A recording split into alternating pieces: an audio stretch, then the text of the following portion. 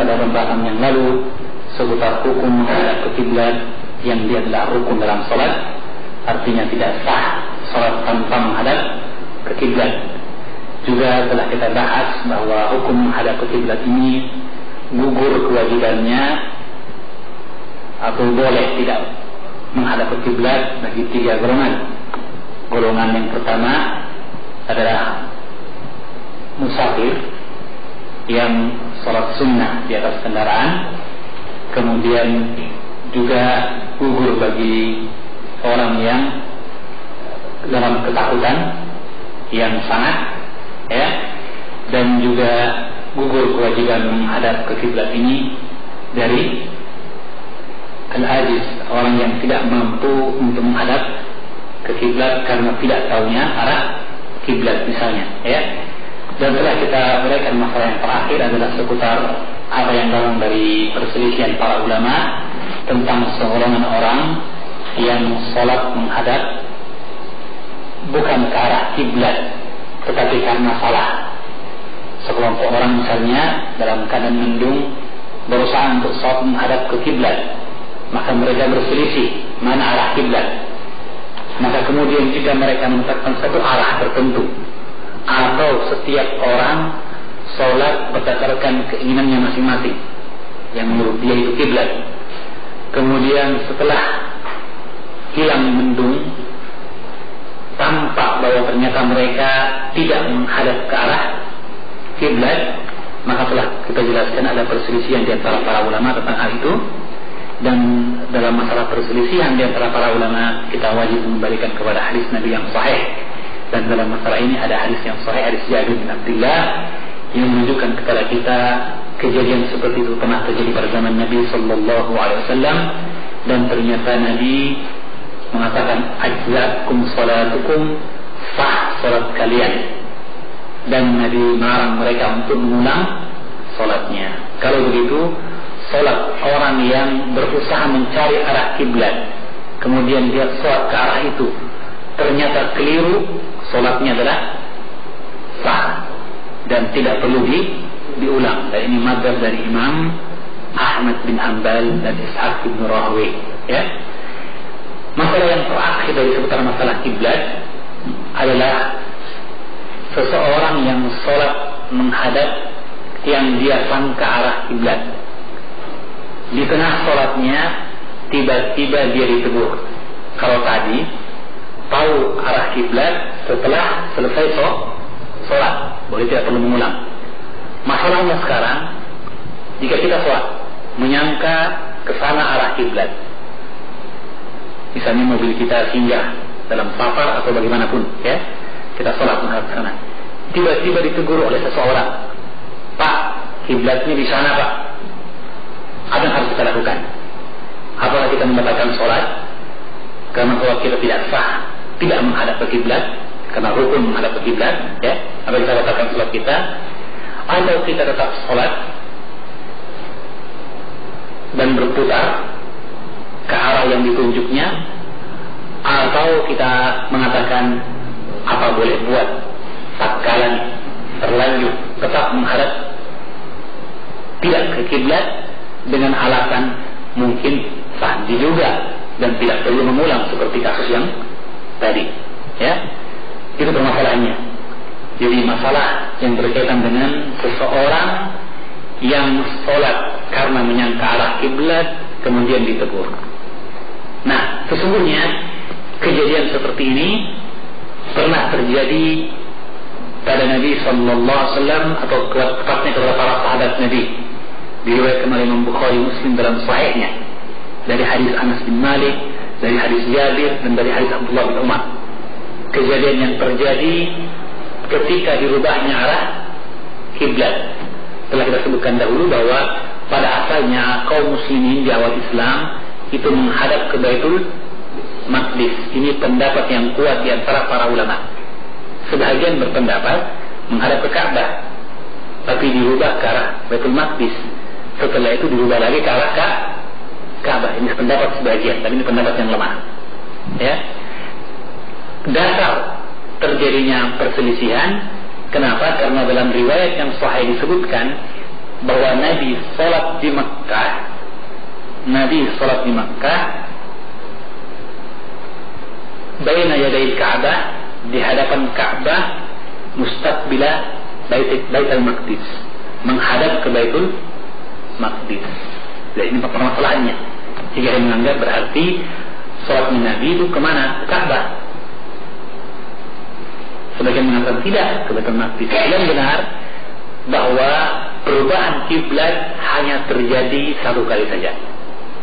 Kalau dikatakan tadinya ke Ka'bah, baru dipindah ke Baitul Maqdis, setelah itu dipindah ke Ka'bah lagi, terjadi perubahan dua kali. Sedangkan perubahan yang benar hanyalah satu kali. Kalau begitu yang benar, seperti yang disebutkan tadi, dan ini pendapat yang dipilih oleh Ibnu Hajar Asqalani dalam syarah Sahih Bukhari, Fathul Bari, bahwa sholat di awal Islam adalah menghadap ke Baitul Maqdis. Tetapi Nabi sengaja menghadapkan wajahnya di hadapan Ka'bah. Sehingga ketika menghadap ke Baitul Maqdis, dia sekaligus menghadap ke Ka'bah. Itu kesengajaan Nabi. Menunjukkan memang hasrat Nabi adalah awalnya atau bagaimana Ka'bah itu menjadi kiblat. Itu hasrat Nabi. Itu berlangsung sampai 16 bulan setelah hijrah Nabi ke Madinah, tetap menghadap ke Baitul Maqdis.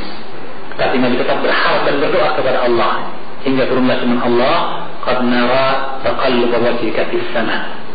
Wahai Nabi, kami telah melihat berbolak-baliknya wajahmu ke langit. Itu memohon kepada Allah. "Falanwalliyannaka qiblatan tardahu." Maka sungguh kami akan palingkan engkau ke arah kiblat yang engkau ridha, yang kau inginkan. Itu apa? Ka'bah. Dan itu terjadi pada sholat Isya. Maka turunlah perubahan kiblat ke arah Ka'bah. Dan ketika itu orang-orang munafik dan orang-orang Yahudi mulai menyebarkan isu-isu negatif, ya. Mereka mulai menyebarkan propaganda mengatakan, lihat, kalau agama Muhammad itu benar, mengapa dia berubah? Tadinya bersama kita Baitul Maqdis, sekarang kok dirubah? Ya, maka mereka itu menunjukkan bahwa Islam itu pelin-pelan, tidak tetap pendiriannya. Dan mereka mengatakan kami yang tetap berarti istiqomah. Ya, kami lebih lurus daripada mereka. Maka turunlah firman Allah, "Laitsal birra an tuwallu wujuhakum qibla al-masyriqi wal maghribi." Bukanlah masalah kebaikan dan ketaatan menghadapkan wajah ke maghrib, ke barat ataupun ke timur. Dan Allah sebutkan tali kebaikan adalah yang beriman kepada Allah, kepada kitab-kitabnya, kepada malaikatnya, kepada rasulnya, ya, dan berbuat kebaikan dan seterusnya disebutkan dalam ayat tersebut. Ya kan?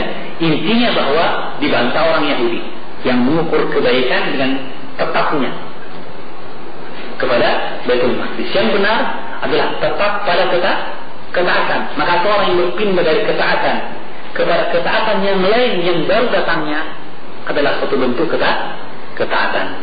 Itulah sebenarnya ketaatan. Tidak dia mengatakan, biasa mak begini kok dong. Kami dulu sudah begitu, masa dirubah sih? Tidak. Ya, bahwa masalahnya adalah masalah perintah syariat telah datang, dihapuskan hukum yang lama, diganti dengan hukum yang baru. Pastilah dia hukum yang adil, karena dari Allah yang maha bijaksana. Maka kemudian dihadapkanlah ke arah kiblat itu Ka'bah, dan itu terjadi pada salat Isya. Nah, dalam hadis Jabir dan hadis Anas bin Malik disebutkan bahwa ketika Ahlul Quba, dan Ahlul Quba bukan di Masjid Nabawi, jadi yang berubah pada salat Isya itu Masjid Nabawi. Para sahabat ketika salat Isya sudah menghadap ke Ka'bah, waktu maghribnya belum, ya. Nah, kemudian pada waktu salat subuh di Quba ditegakkan salat subuh di Sahih Bukhari Muslim, maka mereka sedang menghadap ke Baitul Maqdis. Maka kemudian lewatlah seorang sahabat Nabi yang telah hadir salat subuh bersama Nabi di Masjid Nabawi tentu saja. Dan dia pulang ke rumahnya, lewati Masjid Quba, dan di sana dapatkan orang Masjid Quba masih menghadap ke arah Baitul Maqdis. Maka dia pun berteriak mengingatkan bahwa Allah telah menurunkan ayatnya yang memerintahkan kita untuk merubah kiblat ke arah Ka'bah. Fastaqbiluha, maka menghadaplah kalian ke Ka'bah. Apa yang terjadi? Fastadaru, maka kata sahabat, kata Jabir, kata Anas, fastadaru, maka mereka berputar. Kebetulan Ka'bah dengan Baitul Maqdis berbalik 180 derajat. Maka disebutkan fastadaru, maka jamaah semuanya berputar. Ya, terjadi perpindahan posisi. Imam yang tadi di depan menghadap ke Baitul Maqdis, tentunya dia akan berputar ke belakang untuk menjadi di depan menghadap ke Ka'bah. Demikian pula makmum merubah posisi mereka. Maka itu terjadi dalam sholat mereka tanpa seorang pun di antara mereka membatalkan sholatnya. Dan hadis ini tegas menunjukkan kepada kita hukum permasalahan. Apa itu? Bahwa seorang yang sholat tidak menghadap ke kiblat, jika diingatkan oleh orang yang yasiqu bihi, yang ia percaya amanah, bukan anak kecil yang main-main, bukan situ kapan kiblat, ya, akhirnya dia ragu, tidak. Orang yang dia percaya, ya, maka dia wajib untuk merubah. Ingat hukumnya apa? Wajib. Mengapa dikatakan wajib? Sebab jika dia tidak merubah, dia telah sholat tidak menghadap ke kiblat, dan hukumnya rukun. Kalau begitu batal sholatnya kalau dia tetap berkeras tak kalami. Tidak, ya. Kalau dia sudah terlanjur maka batal sholatnya. Maka dia harus apa? Berputar. Tidak perlu mengulang lagi? Tidak perlu, karena para sahabat tidak mengulang sholatnya. Mereka hanya berputar. Tentunya gerakan yang banyak, kan? Menunjukkan kepada kita bahwa sesungguhnya gerakan seperti ini tidak membatalkan sholat, dan boleh bergerak lebih dari 3 kali meskipun berturut-turut. Bayangkan kalau jarang berputar imamnya, ya, imamnya kita bilang berputar atau makmumnya bubar mundur, ya, begitu. Yang biasa terjadi perubahan posisi, ya. Tidak mungkin makmum di depan, imam di belakang, kan begitu. Tidak harus berubah. Imam makmum yang maju ke depan berputar dan makmum berputar saja, atau makmum yang bubar ke belakang dan imam yang tetap di tempatnya, kan begitu. Pasti ada perubahan. Bagaimanapun terjadi perubahan lebih dari 3 kali bergerak, ternyata mereka tidak membatalkan sholatnya. Sehingga disebutkan dalam kitab Qaulun fi Aqwal Musallin, beberapa kesalahan dalam sholat, bahwa adalah bentuk kekeliruan mengatakan gerakan berturut-turut 3 kali membatalkan sholat. Yang benar dilihat dulu kepada bentuk gerakan itu. Apakah gerakan itu untuk maslahat sholat, kepentingan sholat, atau sekedar untuk perkara yang lain, adat, perbuatan sia-sia yang tidak berguna. Apalagi kalau perbuatan yang di luar sifat sholat, bukan untuk sholat. Orang yang sholat sambil jahit bajunya, kancing bajunya yang lepas misalnya, maka hukumnya tidak sah sholatnya, tidak sah sholatnya. Meskipun mungkin cuma 2 kali jahit, ya kan, kurang dari 3 gerakan, tapi dia telah dikatakan batal. Ya, jadi dalam hal ini adalah masalah maslahat sholat, kepentingan sholat atau tidak. Wallahu a'lamu. Kenapa tentang hadis yang sahih? Bukhari ketika Nabi naik ke atas mimbar menunjukkan cara sholat beliau. Demikian pula ketika beliau sholat membuka pintu bagi Aisyah di arah kiblat. Begitu pula Bukhari Muslim ketika beliau sholat wa huwa hamil Umamah, dan dia dalam keadaan menggendong cucunya Umamah, yang jika dia ruku dia meletakkannya, jika dia berdiri dia menggendongnya. Maka ini perkara yang menunjukkan kepada kita bahwa perkara seperti ini dibolehkan. Wallahu a'lamu bishawab. Maka kalau begitu, yang benar dari pendapat para ulama adalah pendapat yang mengatakan sholatnya sah, tidak perlu mengulang takbiratul ihram. Ya, kenapa? Karena Nabi, karena para sahabat tidak mengulang. Mungkin ada pertanyaan, tapi itu kan perbuatan sahabat, ya, yang berbuatan sahabat. Sedangkan dasar pijakan kita adalah sabda ataupun perbuatan Nabi Sallallahu Alaihi Wasallam. Adapun perbuatan sahabat, mungkin kita tolak kalau terjadi pertentangan, ya, dan kita harus carikan dalilnya dan keterangannya. Dipahami ini? Ya. Baik, kita mengatakan ya betul, ini perbuatan sahabat.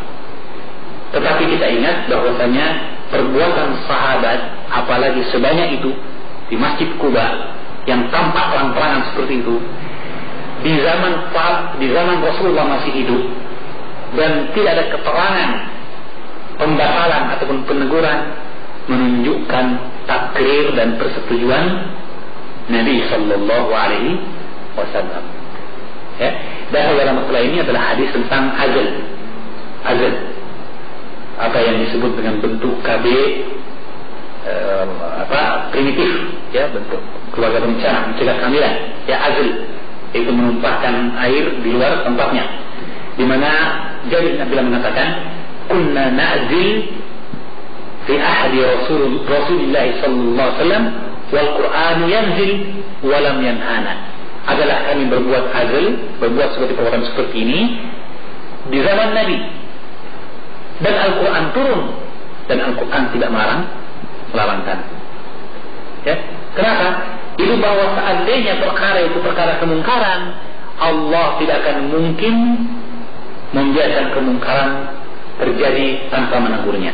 Ya, pastilah akan ada keterangan syariat, baik Al-Quran ayat yang turun atau sabda Nabi, karena penyampaian dari Allah Subhanahu wa Ta'ala tentang apa yang terjadi dari kemungkaran yang dilakukan oleh para sahabat, yang kemudian mereka ditegur dan diperbaiki. Kan? Itu pasti. Kita dapatkan banyak kejadian-kejadian di mana Allah menemukan teguran, bukan hanya kepada para sahabat Nabi, bahkan juga kadang Nabi ditegur. Nabi Sallallahu Alaihi Wasallam ditegur tentu dalam perkara-perkara yang beliau beristihad di situ, ya, sampai datang teguran seperti masalah pembagian masalah tawaran perang Badar, ya, apakah diterima tebusan saja atau mereka dibunuh, ya. Nabi beristihad di situ mendengarkan musyawarah dari Abu Bakar dan Umar, dia memilih pendapat Abu Bakar as-Siddiq, maka turunlah teguran dari Allah dalam surah Al-Anfal, ya, di mana Allah membenarkan pendapat dari Umar bin Khattab. Jika Nabi ditegur, juga surah Tahrim, ya ayuhan Nabi lima tuharrimu ma ahallallahu laka tabtaghi mardhat azwajik. Wahai Nabi, mengapa engkau mengharamkan apa yang dihalalkan Allah kepadamu hanya karena mencari keridhaan suamimu, istrimu, ya. Ada beberapa teguran yang kepada Nabi. Jadi ini perkara kebaikan tentunya. Ini terjadi kepada Nabi, apalagi kepada sahabat Nabi jika berbuat kekeliruan. Maka kalau begitu, betul dia perbuatan sahabat, tetapi tidak ada teguran dari Nabi Sallallahu Alaihi Wasallam menunjukkan persetujuan yang disebut dalam istilah ilmu hadis takriri. Hadis takriri itu pembolehan dari Nabi, ya. Tapi dia sendiri adalah bentuk perbuatan para sahabat radhiyallahu alaihim ajma'in, dan para sahabat tidak mungkin bersepakat di atas kemungkaran. Kata Abdullah bin Mas'ud, la tajtami'u ummati, kata Rasulullah, la tajtami'u ummati ala dhalalah. Tidaklah bersepakat umatku di atas kesesatan, dan itu adalah maksudnya sahabatnya. Dan Ibnu Abbas bin Mas'ud berkata, fama ra'ahu al-muslimuna hasanan fahuwa indallahi hasanan.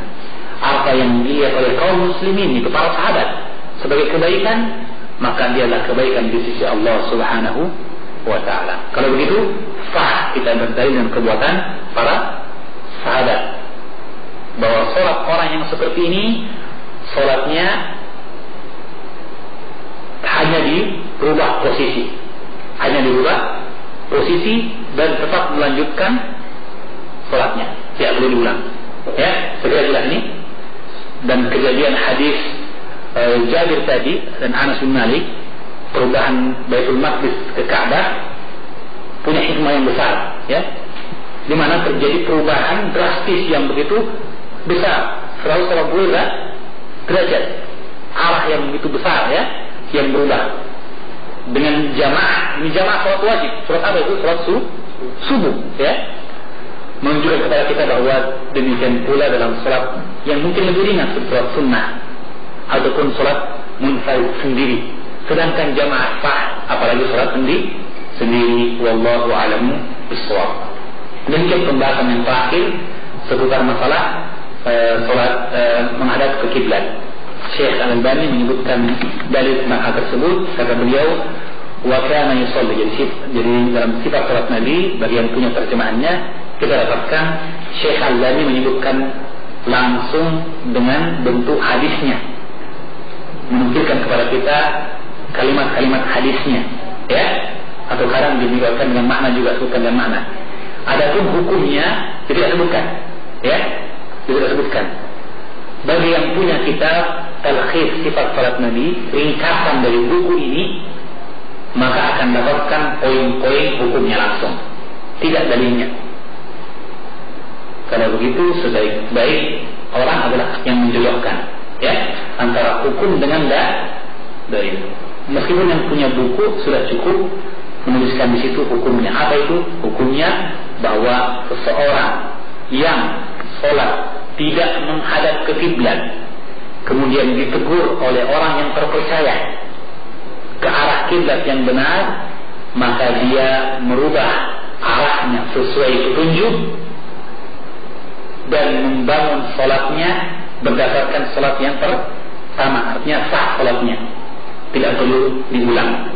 Wallahu a'lamu bishawab. Saya itu masalah kiblat, dan itu selesai masalah kiblat atau Ka'bah. Kita masuk sekarang pada masalah al-qiyam, rukun yang kedua dalam sholat, termasuk rukun dalam sholat, itu